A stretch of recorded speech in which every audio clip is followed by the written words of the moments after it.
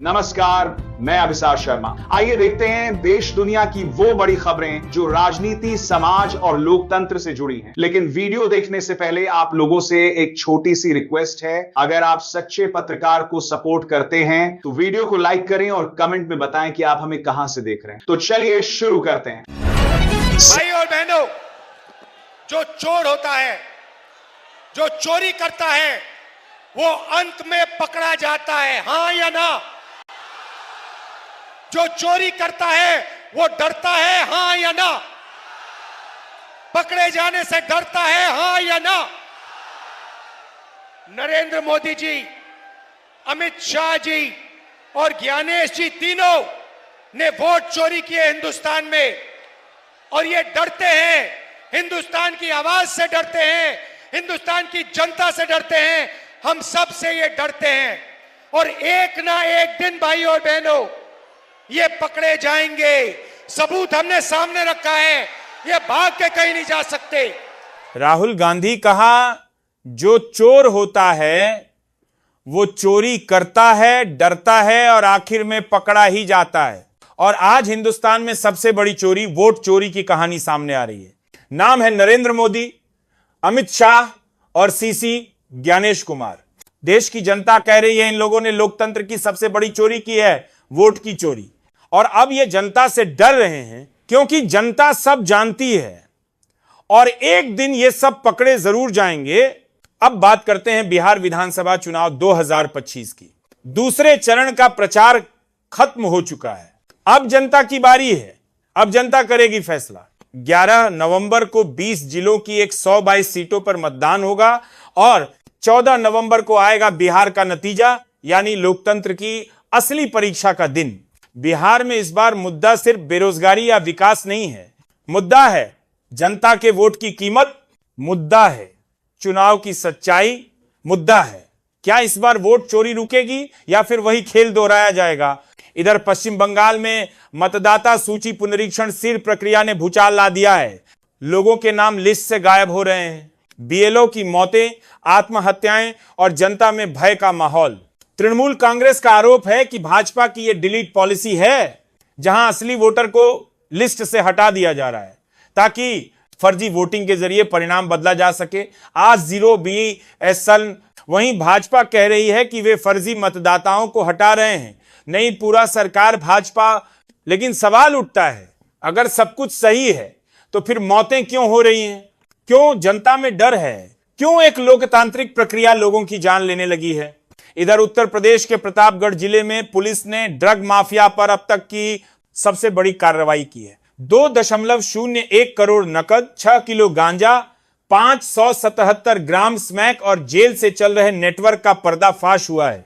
सोचिए, जेल से नशे का कारोबार चल रहा था, जेल से बाहर ड्रग्स बिक रही थी और लोग मर रहे थे।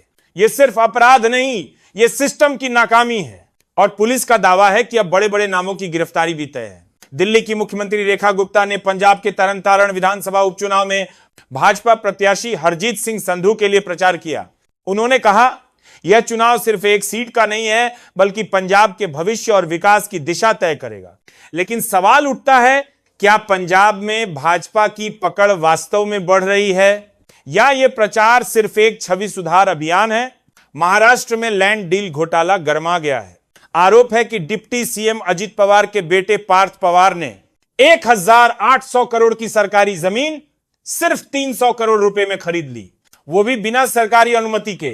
नियमों को ताक पर रखकर नीलामी प्रक्रिया को दरकिनार कर सीधे डील कर ली गई। अब विपक्ष सवाल पूछ रहा है, क्या महाराष्ट्र में अब कानून सिर्फ अमीरों के लिए है? उधर उत्तराखंड में राज्य स्थापना दिवस के मौके पर प्रधानमंत्री नरेंद्र मोदी पहुंचे देहरादून। 8,260 करोड़ की विकास परियोजनाओं का उद्घाटन किया गया। पीएम ने कहा, उत्तराखंड ने 25 सालों में बहुत तरक्की की है, अब अगले 25 सालों का रोड मैप तैयार है। दिस के लिए आरओपी को लेकर है। लोगों ने तालियां बजाई। लेकिन जनता के मन में सवाल है, क्या वास्तव में हर गांव तक विकास पहुंचा है या फिर आंकड़ों की चमक से सच को ढक दिया गया है? शनिवार को प्रधानमंत्री मोदी ने 4 नई वंदे भारत एक्सप्रेस ट्रेनों को हरी झंडी दिखाई। वाराणसी, खजुराहो, लखनऊ, सहारनपुर, फिरोजपुर, दिल्ली और एर्नाकुलम, बेंगलुरु के बीच ये ट्रेनें चलेंगी। मेक इन इंडिया के तहत बनी इन ट्रेनों में यात्रियों के लिए खास सुविधाएं हैं। अब यूपी से 2 और ट्रेनें चलेंगी। मध्य प्रदेश को मिली चौथी वंदे भारत। लेकिन विपक्ष पूछ रहा है, रेल का विस्तार बढ़िया है, लेकिन रेल किराया क्यों बढ़ रहा है और रेल हादसे क्यों बढ़ते जा रहे हैं? अब बात करते हैं राजस्थान की। जयपुर में एक 17 साल की नीट छात्रा ने सुसाइड कर लिया। पढ़ाई का तनाव, मानसिक दबाव और अंत में एक मासूम की जान चली गई। यह सिर्फ एक छात्रा की मौत नहीं है, यह शिक्षा प्रणाली पर एक सवाल है। हर साल सैकड़ों बच्चे नीट और जेईई की तैयारी में टूट जाते हैं, पर सरकारों के पास समाधान नहीं, सिर्फ बयान है। वापस पश्चिम बंगाल की तरफ लौटें। सर, प्रक्रिया के दूसरे दिन बीएलओ खुद मुख्यमंत्री ममता बनर्जी के घर पहुंचे, लेकिन ममता ने फॉर्म भरने से इनकार कर दिया। 2 सौरबीजी कॉलोनी के पूरे डरसम बनने को साथ से उन्होंने कहा, जब तक बंगाल का हर नागरिक फॉर्म नहीं भर लेता, मैं भी फॉर्म नहीं भरूंगी। यह बयान अपने आप में संदेश है।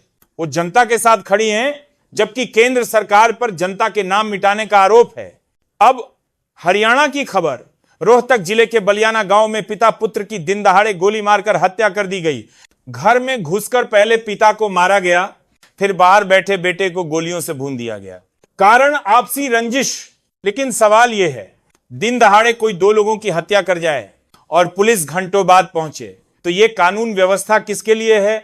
अब हरियाणा की खबर। रोहतक जिले के बलियाना गांव में पिता पुत्र की दिन दहाड़े गोली मारकर हत्या कर दी गई। घर में घुसकर पहले पिता को मारा गया, फिर बाहर बैठे बेटे को गोलियों से भून दिया गया। कारण आपसी रंजिश। लेकिन सवाल यह है, दिन दहाड़े कोई 2 लोगों की हत्या कर जाए और पुलिस घंटों बाद पहुंचे, तो यह कानून व्यवस्था किसके लिए है? जम्मू कश्मीर में नार्को टेरर फंडिंग केस में ईडी ने 6 जगहों पर छापेमारी की। पूर्व मंत्री जतिंदर सिंह उर्फ बाबू सिंह के घर तक रेड पहुंची।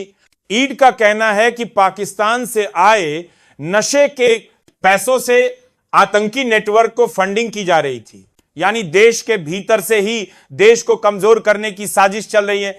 और अब एक बयान जो पाकिस्तान को लेकर आया है, रक्षा मंत्री राजनाथ सिंह ने कहा, भारत किसी भी स्थिति के लिए तैयार है, जो करना है करो, हम नहीं डरते। यानी भारत का संदेश साफ है, हम शांति चाहते हैं लेकिन डरते नहीं। देश में आज हर जगह कुछ ना कुछ उथल पुथल है। कहीं वोट चोरी, कहीं लैंड डील, कहीं ड्रग माफिया, कहीं सुसाइड, कहीं आतंक फंडिंग। और इन सब के बीच जनता सिर्फ एक चीज चाहती है, सच्चाई और न्याय। चाहे वो बिहार हो, बंगाल हो या महाराष्ट्र। जनता अब जान चुकी है कि कौन सच बोलता है और कौन सच्चाई छिपाता है। और जैसा कहा गया, जो चोर होता है वो चोरी करता है, डरता है और आखिर में पकड़ा जाता है। अब वक्त जनता का है। 11 नवंबर को बिहार में, 14 नवंबर को नतीजों में फैसला होगा कि लोकतंत्र बचा या बिक गया। अगर आप चाहते हैं कि सच्चाई जनता तक पहुंचे, तो इस वीडियो को शेयर करें, चैनल को सब्सक्राइब करें और कमेंट में लिखें, वोट चोरी का जवाब जनता देगी।